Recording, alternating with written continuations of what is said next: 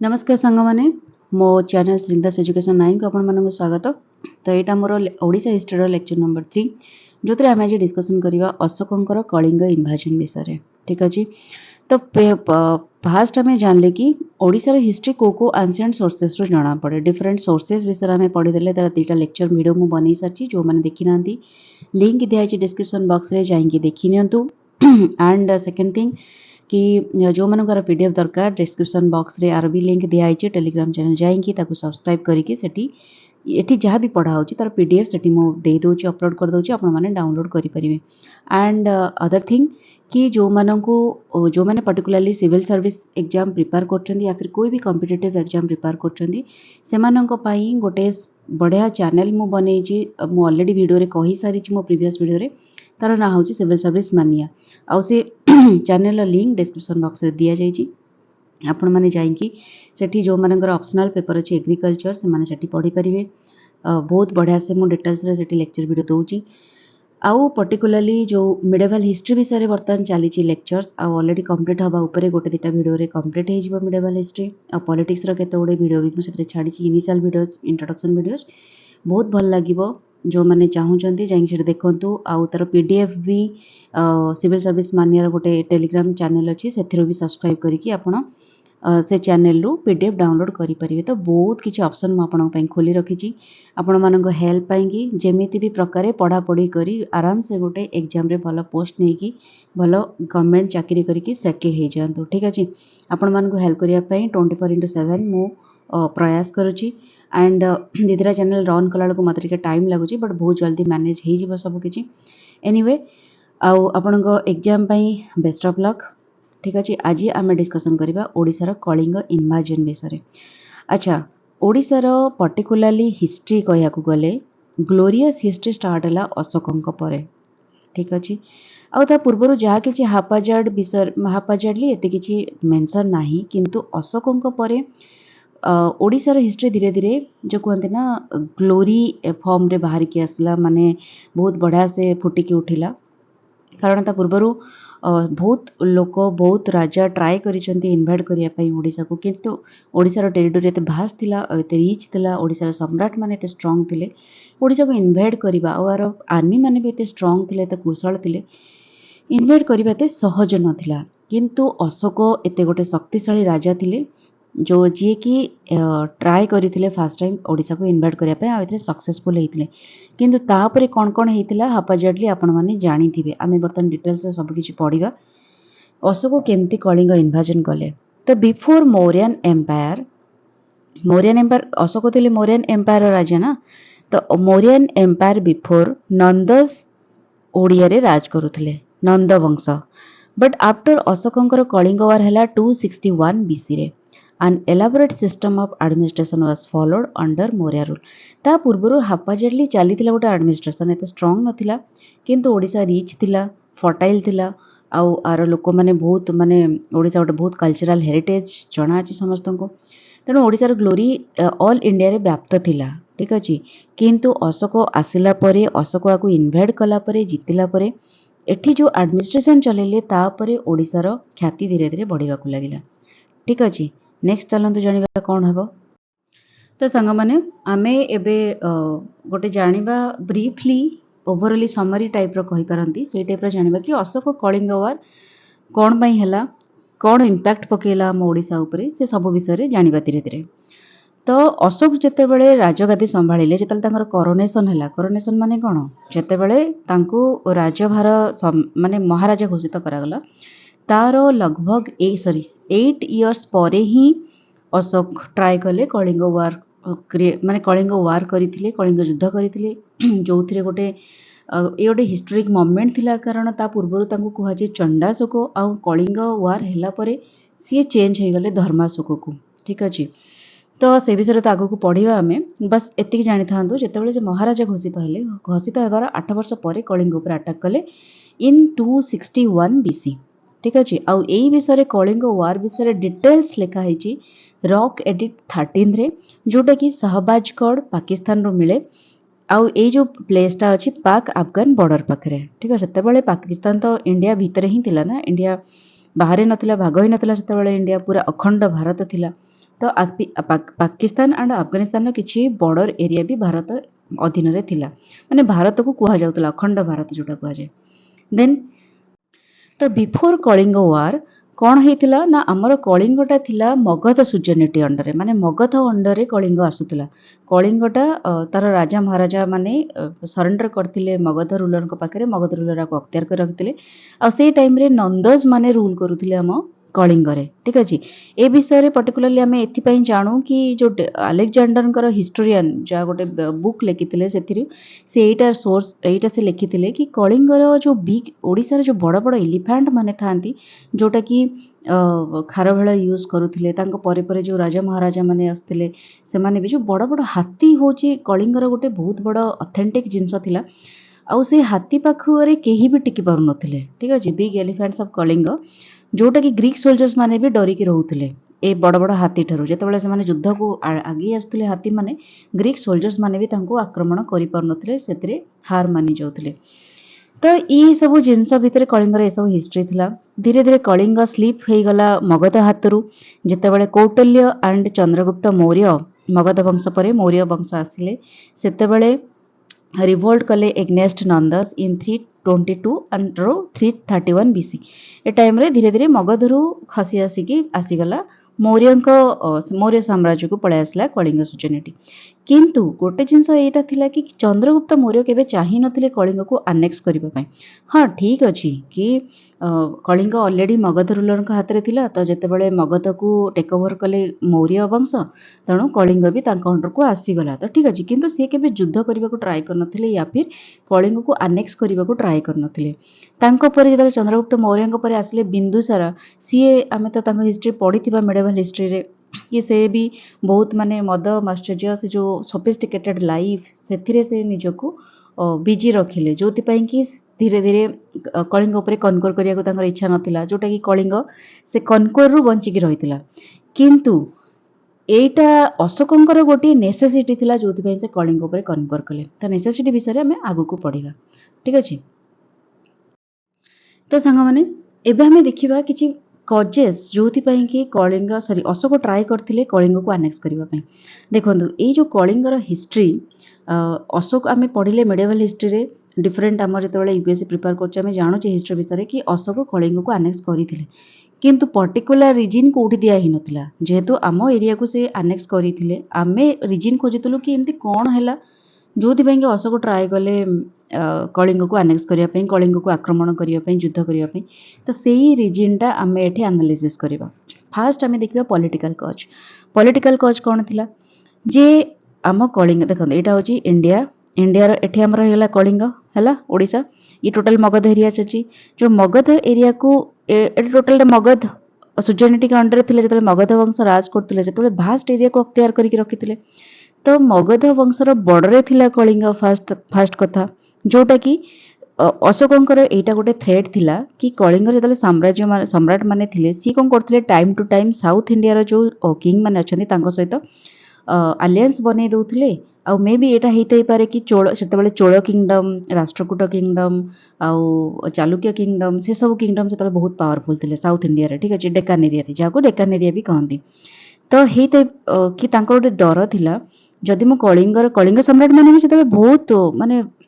समृद्धिशाली थिले बहुत शक्तिशाली थिले एमती नथिला कि कलिंग सम्राट माने बहुत वीक थिले से माने भी बहुत शक्तिशाली थिले। तांकर डर थिला अशोकंकर कि हुए तो सी चोल किंग या फिर जो भी साउथ इंडियन किंग अच्छी किंग माने अछंती तांको सहित मिसिकी अलायंस बनेकी आम मौर्यंक उपरे आक्रमण करिवे। ठीक अच्छे मगधंक उपरे आक्रमण करिवे तो से जिनसटा को रोकिबा पई से कोन कले ओडिशा उपरे आक्रमण करथिले। एटा ओनली कज नुहे एटा वन ऑफ द कज। ठीक अच्छे नेक्स्ट देखिबा 1 मिनिट। हाँ नेक्स्ट कज होची इकोनॉमिक कज। इकोनॉमिक कज थिला या कि आम जो ओडिशा रे लोकेशन एमती गोटे स्ट्रेटेजिक लोकेशन थिला कि एते बेले आपण माने पढिथिबे तपुई तो प्राय घरे समस्ते पूजा करती तो से आम कौन पढ़ी जो 7 भाई थे सी जाऊे बाहर को वाणिज्य करने माने से टाइम रे नाभाल भी बहुत माने आमे को टाइम रे पढ़िछु आमे जणा भी नाही को टाइम रे से माने सेही नाभाल माने शिप वगैरह को यूज करूथिले डंगारे जहाज माध्यम रे जाउथिले जहाज तो कहि परिबानी डंगा बड़ बड़ डंगा मानकरे से जाउथिले बाहर देश को वाणिज्य व्यवसाय करिया पई तो सेति पई कलिंगर लोकेशन स्ट्रैटेजिक लोकेशन एते स्ट्रैटेजिक पॉइंट रे थिला कि से बाहर नाभाल जो तांकर पावर थिला सेठी से माने शिप वगैरह बिल्डअप करिकी बाहर कंट्री को जाइंकी सेठी वाणिज्य व्यवसाय करूथिले जोथि पई ओडिशा बहुत समृद्धि थिला हैला गोटे भास्ट वेल्थ से गेन करिथिला आउ एई वाणिज्य व्यवसाय उपरे मोनोपोली चलथिला कलिंगर जेहेतु एक रे त से बॉर्डर एरिया रे अछि दुई रे समुद्र को लागि की अछि आ तीन तांका पाखरे नाभाल पावर बहुत स्ट्रांग थिला ठीक अछि इनलैंड ट्रेड माने अलगा राज्य सहित ट्रेड भी तांकर बहुत अच्छा खासा चलथिला कलिंगर तो सेति पई से माने काफी सारा ट्रेजरी कलिंग पाखरे थिला गोटे रिच स्टेट कहया गोले गोटे रिच किंगडम थिला कलिंग सेते बेले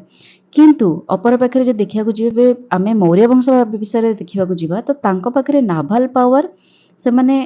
तो तांका पाखरे गोटे नाभाल पावर थिला आई मीन नाभाल पावर माने कोन जे समुद्र नदी हैला बड़ बड़ नदी या फिर रिवर्स लेक्स हैला ए सब एरिया रो इंचार्ज जणे थिले जांको कहा जाउतला नाभाध्यक्ष superintendent of shipping but instead of focusing on the मतलब मैरीटाइम ट्रेड माने मैरीटाइम केमती समुद्र रे केमती कारोबार हबो डिफरेंट एरिया रे लोक मानक सहित कंट्री रे केमती ट्रेडिंग हबो से सब जिंस ऊपर फोकस न करिकी से माने कोन करथिले ए रिवर लेक सी शोर आर पॉलिसी ऊपर से माने बेसी फोकस करूथिले ठीक अछि पॉलिसी केमती कैनाल हबो या फिर केमती सेठी रेवेन्यू जनरेट क्रिएट हबो ए सब जिंस ऊपर बेसी फोकस करूथिले नाभाल को स्ट्रांग करबा ऊपर दिगरे से माने केबे काम करूनथिले तो सेति पई इकोनॉमिक प्रॉस्पेरिटी जो कलिंगर बेसी थिला जोटा कि मगध आ मौर्य एम्पायर को बेसी आकृष्ट करथिला आ गोटे कमर्शियल कॉज कौन थिला कि देखंतु अथरଙ୍କ हिसाब रे कि इंडिया ओडिसा रो स्ट्रैटेजिक लोकेशन एटा हैला मगध एम्पायर एठी पूरा रूल राज करूथिला तो इंपोर्टेंट ट्रेड रूट कोडा थिला गांगेटिक वैली रु आसीबो ट्रेड रूट डेक्कन हैला डेक्कन रु फर्दर साउथ माने डेक्कन एरिया तापरे पूरा साउथ ए जो ट्रेड रूट थिला सेटा कलिंग देकी ही जाउथिला बुझी परछनी पास थ्रू कलिंग जोति पई कलिंगर ट्रेड आउट कॉमर्स काफी प्रॉस्परस थिला किंतु मगध आमे मानि परिबा कि मगधंकर फॉरेन रिलेशन बहुत अच्छा खासा थिला इंटरनल रिसोर्सेस भी काफी अच्छा थिला कारण ए जो गांगेटिक रीजन टा थिला बहुत रिसोर्स रे भरपूर ए जो बेंगाल एरिया सेटा भी बहुत रिसोर्स रे भरपूर गांगेटिक प्लेन रे माने जो कल्टिवेबल एरिया गुडा अछि जोटी चाषबास बहुत हेई पारे से एरिया भी बहुत फर्टाइल ठीक अछि तो इंटरनल रिसोर्सेस काफी अधिका थिला किंतु कमर्शियल क्राइसिस चलतिला due to lack of trade route particularly किछि अच्छा खासा ट्रेड रूट नथिला सेते बेले आमे कहि परिबा भलो रोड्स माने बनै जान नथिले जेंति आजिकली हमर ट्रेन चलची माने कोन गाड़ी वगैरह चलची एरोप्लेन चलची सेमते सेते बेले किछि नथिला सगड़ गाड़ी हेई पारे या फिर रथ हेई पारे ए सब जिंसर काफी व्यवहार होतला तो एते दूर को माने ए सब एरिया रु एते दूर को दक्षिण को आसीबा उत्तर रु दक्षिण को आसीबा काफी गोटे भास्ट जिन्स आउ दक्षिण रे तो केते पहाड़ डेक्कन एरिया रे पहाड़ पर्वत लंघी की आसीबा नदी एगुडा सब काफी चैलेंजिंग थिला तेणु मगधଙ୍କ पाखरे काफी अच्छा ट्रेड रूट नथिला तेणु ओडिसा ही कि तांको जिबाकू पडुथिला ठीक अछि डिफरेंट जगह को चेंज करिके जिबाकू पड़िथिला जोति पई कलिंग को अख्तियार करिबा गोटे स्ट्रैटेजिक माने तांकर गोटे नेसेसिटी थिला सेकंड थर्ड जिंस फोर्थ जिंस एटा थिला एटा हुए तो मते बेसी माने कोन एई कॉस्टा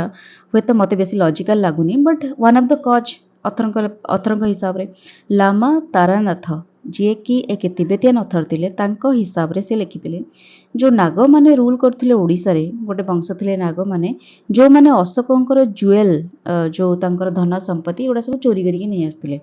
तो सेति पई आउट ऑफ एंगर कोन कले जो एम्पेरर थिले जो सम्राट थिले अशोक सीए आम ओडिसा को अख्तियार कले या फिर तांको ओडिसा ऊपर युद्ध घोषणा कले तो एटा सिंगल कॉज न होइता पारे वन ऑफ द कॉज हेइथाइ पारे सबुडा कॉज मिसी कि एक कॉज मे भी हेइथाइ पारे या फिर न हेइथाइ पारे सेमति किछि गारंटी नाही बट आज ऑथर मेंशन करिसंती हमको तो पढिबा पड़िबो तो one of the cause okay next personal and religious cause ठीक अछि पर्सनल क्लॉज कोन देखिबा पर्सनल क्लॉज एटा होची को माने देखिचंती अशोका मूवी से माने हुए तो रिलेट करि परिबे जिंसटा को अकॉर्डिंग टू सम हिस्टोरियन से माने कहंती कि अशोक कलिंग को केति पई इन्वेड कले कारण सी ओडिशार गोटे झील थिले जांको ना थिला कारुबाकी आउ जी थिले गोटे फिशरमैन डटर तांको बापा थिले गोटे फिशरमैन आउ सीए आमर जो कलिंगर क्राउन प्रिंस थिले जो प्रिंस थिले राजांकर तांकर फियन्से भी थिले ठीक अच्छे तांको सहित प्रेम रे पड़गले कलि अशोक तो इनफैक्चुएसन थिला एटा गोटे आउ जो से कलिंग को अटैक कले तांको अख्तियार करने यहाँ वन ऑफ द कज हो पारे कारण क्वीन्स एडिक्ट रे ए सब जिनस मेंशन होती कि अशोकंकर जड़े राणी थिले जांको ना होची कारुबाकी जी कि तांकर जो पुत्र थिले तिभारांक मदर अशोकंक पुत्र ना थिला तिभारा तांको मदर ना होची कारुबाकी आउ कारुबाकी पर्टिकुलरली ओडिशार बोली जना पड़े ठीक अच्छे एटा भी वन ऑफ द कज सिक्स्थ कज होची रिलीजियस फैक्टर एटा भी आई डोंट फील कि एटा गोटे कज होइथिबो लॉजिकल कज but may be Etah this is a कज कि अशोक जड़े शिवंकर डिवोटी थिले ठीक है शैव थिले से बाय रिलीजियन आउ ओडिशार जो लोक थिले से माने बुद्धिजिम थिले दैन ब्राह्मणिजिम माने आम जो वैष्णव धर्म थिला शिव और विष्णु को पर्टिकुलरली पूजा करा जाए से धर्म अपेक्षा बुद्धिजिम बहुत स्प्रेड करथुला आम ओडिसा रे तो जो कि कौन होता सी बुद्धिजिम मान गोटे लेसन दवापाई कि मारिकी माने तांकू वार करिकी निज अख्तियार को आनिकी सेठी निजर वैष्णव धर्म शैविजिम धर्म को स्प्रेड करबा पई कि से एठी गोटे वार करथिले ठीक अछि तो छाड़ जहाँ भी कज होना कहीं आम तो 6टा कज पढ़िले ता भितर जेकोसी कज आपन को लॉजिक लागू न लागू दैट डजंट मैटर मैटर हो या कलिंग वार फाइनाली होता तो 261 बीसी रे कलिंग वार होता जोटा कि दया रिवर नदी कूल होता नियर धौली है आउ ये सोर्स आमको मिले कौथरू मेगास्थेंसिस ये सोर्स रु आमको जना पड़े कि रिभर दया रिभर कूल जो धौली पाखापाखी एरिया रे धौली को मैंने बुलवाक जाइए मत कमेंट बॉक्स रे जन पारे जदि चाहती जनवाई तो एटी कौन होता ए टाइम रे जते वार होता Ashok invaded Kalinga from north south west माने कलिंग पर जो इनवेड है सबू डायरेक्शन इन्वेस्ट है नॉर्थ पटू साउथ पटू वेस्ट पटू ईस्ट पटू तो डेफिनेटली हो पारे कारण एपटे तो समुद्र अच्छी कॉमन सेंस राइट तो एथरे 6 लाख इन्फांट्री पर्टिकुलरली एथरे माने ये जो इनवेड है लगभग तांको माने तांको सैन्य सामंत प्लस आम सैन्य सामंत मिसिकी पाखापाखि 6 लाख इन्फांट्री एथिरे जोग देइथिले तो कैवेलरी कह गले कैवेलरी माने कौन जो माने घोड़ा रे बसिकी जो सोल्जर्स माने युद्ध करती है 30,000 कैवेलरी पार्ट ऑफ अशोकंकर मिलिटरी फोर्स रे एतिकी कैवेलरी थिले जो माने ओडिशा को आक्रमण ओडिशा युद्ध रे पार्टिसिपेट करथिले रॉक एडिट 13 रे ए सब विषय रे जिक्र करा जायछि आउ सेथिरे 9,000 वार एलिफेंट्स माने जेतेबेले कलिंग इनवेड कले सॉरी एटा समुदाय नुह एटा थिला 6 लाख सोल्जर्स तांकर थिला अशोकंकर 30,000 ता भितर कैवेलरी 9,000 वार एलिफेंट सहित से इन्वाजन करथिले 1,50,000 soldiers from the side of Kalinga were taken as captive by Ashok माने एतिकी जना पार्टिसिपेट करथिले 1,50,000 सोल्जर्स ओडिशा तरफ पार्टिसिपेट करथिले आ जोथिरे 1 लाख सोल्जर्स मरी जाइथिले आउ से मरला परे कुहा जाए कि दयानदी रिवर एकदम रेड हो जाइथिला ब्लड रे आउ एटा हेला परे परे तांकर बुद्धि उदय होइतिला आउ से लक्षे लोकन को मारी सारला परे चंडाशोक धर्मशोक पलटिथिले ठीक अछि तो वार परे कौन सिचुएशन क्रिएट हला डेफिनेटली आम तो ये जाने कि चंडाशोक से धर्मशोक पलटि गले ठीक अच्छे माने सी आसी ओडिशा को इनवेड करने कि ओडिशार जो बुद्धिजिम मान को लेसन शिखापी आसते शैवजिम रे कन्वर्ट करने आसते किंतु उल्टा कौन है सी निजे बुद्धिजिम बनीगले एंड कन्वर्ट बुद्धिजिम बनीगले क्या द्वारा उपगुप्त जी गोटे बुद्धिस्ट मंक थिले ठीक अच्छे आउ ए जिनस हि वाज मेंटर्ड बाय मोगाली पुट्टतिसा जी कि थर्ड बुद्धिस्ट काउंसिल प्रेसिडेंट थिले जो बुद्धिस्ट काउंसिल हुए डिफरेंट डिफरेंट जगह से जो तांको मेंटर करथिले मोगाली पुट्टतिसा तो ये बनिले देखो एटा मन रखिए सी बुद्धिस्ट बनिले बाय बुद्धिस्ट मंक उपगुप्त तांकर मेंटर हेले ये है ये दुटा जिनस मन रखिए तापरे स्प्रेड ऑफ बुद्धिजिम तापरे कौन होता अशोकता तापर जिनस तो समस्त को जना अच्छी जो मैंने मेडिवल हिस्ट्री पढ़ी थे कि transformation of Ashoka held in the spread of Buddhism तापर से धीरे धीरे बुद्धिजिम को स्प्रेड करते चारियाडे एंड धीरे धीरे कौन है टाइम रे बुद्धिजिम को ऑल इंडिया रे गोटे रिलीजन हिसाब रे स्प्रेड करिगला बुद्धिज्म। इट ऑल्सो धीरे धीरे कौन हला केवल इंडिया रे नुआ धीरे धीरे वर्ल्ड रे भी इंडिया बाहर भी बुद्धिज्म स्प्रेड करिया लगिला। से तांकर सन जांको ना थिला महेंद्र आउ तांकर डॉटर जांको ना थिला संघमित्र तांको पठेइथिले साइलन को, सोना को, उत्तरा को आउ एंड सॉरी साइलन को पठेइथिले संघमित्र को, सोना एंड उत्तरा तांकर आउ दी जण भी किड्स माने आउ दी जण भी चिल्ड्रन थिले तांको पठेइथिले बर्मा जाहाको सुवर्ण भूमि भी कहा जाए। यही रिलीजन को स्प्रेड करिया माने से बुद्धिज्म रिलीजन को स्प्रेड करिया पई सी एमाननको सब बाहर कंट्री को भी पठाइथिले। आ जोटी धीरे धीरे आज भी आपण माने देखिबे उहे तो इंडिया रे बुद्धिज्म को एते स्प्रेड नाही, लोक धीरे धीरे वैष्णविज्म हे गलेनी, सनातन धर्म को आपणे लेनी, किंतु बाहर कंट्री जेंते थाईलैंड हे गला, सिंगापुर हे गला, ए सब एरिया रे बुद्धिज्म बहुत बड़ आकार रे स्प्रेड हे कि अछि। ठीक अछि।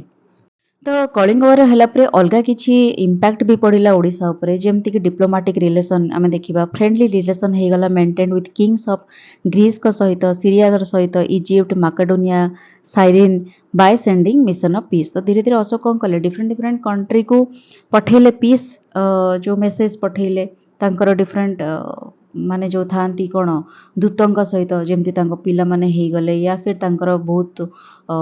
लॉयल जो मिनिस्टर्स हे गला तांको माध्यम रे। तो धीरे धीरे कलिंगर रिलेशन डिफरेंट कंट्री सहित भल हबाकू लागिला। तापरे धीरे धीरे अशोक गोटे बेनेवोलेंट रूलर हे गले, माने गोटे प्रिय जहा कोन गोटे भल राजा सेही टाइप रो राजा को कन्वर्ट हे गले। तापरे कोन हला it led to the growth of the धीरे धीरे हमर आर्ट, आर्किटेक्चर, लिटरेचर ए ऊपर भी धीरे धीरे हम ओडिसा रे काफी डेवलपमेंट हला। स्तूपस हम ओडिसा रे काफी जगह रे स्तूपस गुडा भी तयारी हला, made in the Mauryan art unique in ancient Indian history. जेमति कि हमर धौली स्तूप गोटे काफी माने कोन धौली स्तूप को कहा गले गोटे काफी फेमस स्तूप हम ओडिसा रो। ठीक अछि। पाली लैंग्वेज जोटा कि अशोकଙ୍କ एडिक्ट रे मेंशन हेतला, एही लैंग्वेज रे broad cultural unification in India. ये धीरे धीरे कल्चरल यूनिफिकेशन क्रिएट कला। कलिंग मौर्यंकर फिफ्थ एम्पायर बनीगला and was guarded by the love and affection of Ashoka. धीरे धीरे अशोक जो इन्वेड करथिले जो राग सहित या फिर कलिंग लोक मानको गोटे रिलेशनशिप हेबा पई कि अख्तियार करिबा पई कि तो सी सब जिन धीरे धीरे चेंज हो गला। से लोकों भितर भल पाइबा आसीगला अशोकों प्रति, सी भी काफ़ी रेसिप्रोकेट कले भल पाइबा सहित गोटे भल राजा हिसाब रे प्रजा मानू से रूल करने को लगिले। तो ये सब जिन धीरे धीरे आमर है। तापर आम नेक्स्ट वीडियो रे देखिबा कलिंग सॉरी अशोकों कौन एडमिनिस्ट्रेशन थिला कलिंग पर्टिकुलाली से विषय डिटेल्स नेक्स्ट वीडियो रे आम डिस्कसन करिबा। तो stay tuned with my channel for the next video. जो मानको भल लागिला निश्चय मते कमेंट बॉक्स रे जणैबे। जदि आपण मानको ए टाइप रो वीडियो दरकार आपण एग्जाम पई पीडीएफ पई कि आउथरे कहि दोची तळे डिस्क्रिप्शन बॉक्स रे मो चैनल लिंक दिया आइची, सेठी जाई आपण डाउनलोड करि परिबे। चैनल को सब्सक्राइब भी करिवे। आउ किछि भी डाउट अछि मते पचारि परिबे, हुए तो YouTube रे या फिर टेलीग्राम चैनल रे। ओके, टाटा bye bye, take care and stay tuned.